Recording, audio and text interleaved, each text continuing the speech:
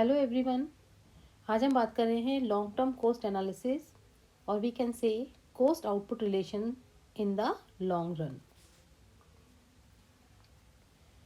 Economic analysis में long term इतनी लंबी अवधि होती है जिसमें फर्म प्रोडक्शन के पैमाने को अपनी इच्छा के अनुसार चेंज कर सकती है और लॉन्ग टर्म में सभी फैक्टर्स वेरिएबल होते हैं। इट मीन्स लॉन्ग टर्म में कोई भी फिक्स कॉस्ट नहीं होती है।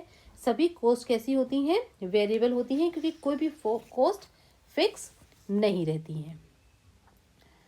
तो लॉन्ग टर्म नियोजन का काल होता है। ये हम कह सकते हैं कि long term cost curve firm तथा संयंत्र के आकार के लिए प्लानिंग कर्व्स होते हैं। इस तरह लॉन्ग टर्म एनालिसिस में एवरेज टोटल कॉस्ट कर्व और मार्जिनल कॉस्ट कर्व ही महत्वपूर्ण होते हैं। तो इन्हीं कॉस्ट कर्व के आधार पर दो तरह की कॉस्ट होती है लॉन्ग टर्म में, लॉन्ग टर्म एवरेज कॉस्ट और लॉन्ग टर्म मार्जिनल कॉस्ट। सबसे पहले हम बात कर रहे हैं लॉन्ग टर्म एवरेज कॉस्ट की। लॉन्ग टर्म टोटल कॉस्ट में वस्तु के उत्पादन की इकाइयों का अगर भाग दे दें, उसको डिवाइड कर दें, तो लॉन्ग टर्म एवरेज कॉस्ट प्राप्त होती है। और long term average cost curve उत्पादन की विभिन्न मात्राओं की न्यूनतम संभव एवरेज कॉस्ट को व्यक्त करती है। फर्म के लॉन्ग टर्म एवरेज कॉस्ट वक्र को हम एक उदाहरण से समझ सकते हैं। देखिए, आपके सामने एक डायग्राम बना हुआ है। तो इसमें हम ये मानते हैं कि एक उद्योग में काम करने वाले एक फर्म, उसके सामने प्रोडक्शन के 3 प्लांट्स के पैमाने उपलब्ध हैं, जिसमें एक छोटा है, एक मध्यम और एक बड़ा है। SA1 छोटे को व्यक्त कर रहा है, SAC2 मध्यम आकार के पैमाने को व्यक्त कर रहा है और SA3 वो कर रहा है बड़े आकार के पैमाने को व्यक्त कर रहा है। तो लॉन्ग टर्म में एक फर्म इन तीनों संभव पैमानों में से ही किसी पैमाने को चुन सकती है। लेकिन अब हमारे सामने यह क्वेश्चन उठता है कि वह किस पैमाने को चुनेगी, और इसका उत्तर बड़ा ही सरल है कि लॉन्ग टर्म में एक फर्म उत्पत्ति के पैमाने को अपनी डिमांड के अनुसार ही चुनेगी। इट मीन्स मांग अधिक होने पर वह बड़ा पैमाने का चुनेगी, मांग कम होने पर वह छोटे पैमाने का चुनाव करेगी। लेकिन एक फर्म ऐसे प्रोडक्शन के स्केल को चुनेगी जिसमें वह वस्तु के उस मात्रा को यथासंभव न्यूनतम लागत पर उत्पन्न कर सके। क्लियर? तो SAC1, SAC2 और SAC3 are the best curve plants show the best quality of OQ different production level. Or if a curve is drawn by joining these various curves from each other, AC curve will be formed, which shows how AC gets changed by change in the production. Clear? तो AC means यहाँ पर हम किसको ले रहे हैं? LAC की बात कर रहे हैं हम। क्लियर? तो इस तरह से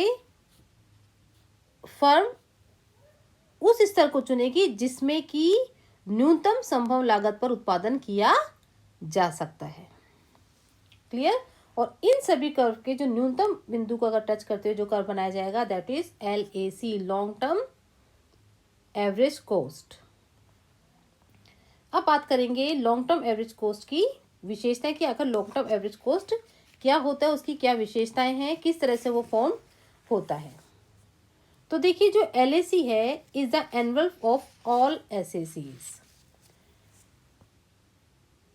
इट मीन्स ये कैसा होता है?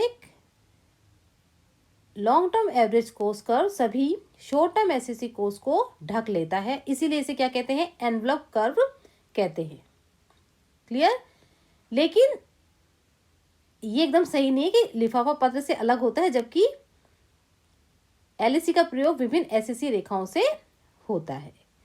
फिर LAC is always less than SAC। LAC सदैव SAC से कम होती है, इसी कारण ये कभी SAC के ऊपर नहीं उठता है, हमेशा देखिए नीचे ही रहता है कर्व।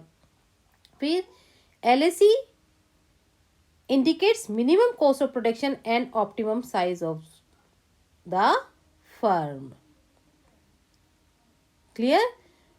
LAC एक रेखा है जो फर्म के नियोजन वक्र का काम करती है, क्योंकि यह रेखा फर्म के लिए लागत तथा उत्पादन संबंधी सर्वश्रेष्ठ संभावना को व्यक्त करती है। LAC curve only touches the SAC curve and not cuts them. उनको केवल टच करती है, कभी काटती नहीं है. Clear? LAC curve is also U-shaped like SAC curve, but LAC curve is more flat as compared to SAC. तो LAC रेखा SAC रेखा को सदैव उनके न्यूनतम बिंदु पर ही स्पर्श नहीं करती. LAC रेखा केवल एक SAC रेखा को उसके न्यूनतम बिंदु पर स्पर्श करती है और इस बिंदु से अतिरिक्त अन्य सभी SAC रेखाओं को वह उनके गिरते हुए या उठते हुए भाग को, देखिए, या तो गिरते हुए भाग को करती है या उनके उठते हुए भाग को टच करती है. क्लियर? तो LAC अपने न्यूनतम बिंदु से पूर्व SAC रेखाओं के गिरते हुए भाग को तथा अपने न्यूनतम बिंदु के बाद उठते हुए भाग को स्पर्श करती है. फिर हम कह सकते हैं कि LAC रेखा दीर्घकाल में प्रत्येक संभावित उत्पादन मात्रा के न्यूनतम संभावित लागत को व्यक्त करती है. क्लियर? तो ये इसकी कुछ विशेषताएं हैं. अब हम बात करते हैं long term marginal cost. Long term में वस्तु का उत्पादन एक इकाई से बढ़ने पर कुल लागत में जो वृद्धि होती है उसे क्या कहेंगे हम? Long term average marginal cost. और long term marginal cost curve को long term average cost curve की तरह से अधिक चपटी होती है. क्लियर? यहाँ पे देखिए हमने ये दिखाया हुआ है, short term marginal cost, long term marginal cost, short term average cost और long term average cost. Relation दिखाए गए हैं क्योंकि ये बिल्कुल उसी तरह से होता है. और लॉन्ग टर्म एवरेज कॉस्ट तथा लॉन्ग टर्म मार्जिनल कॉस्ट में वही संबंध होता है जो संबंध short term average cost curve और लॉन्ग टर्म एवरेज कॉस्ट में होता है. It means long term marginal cost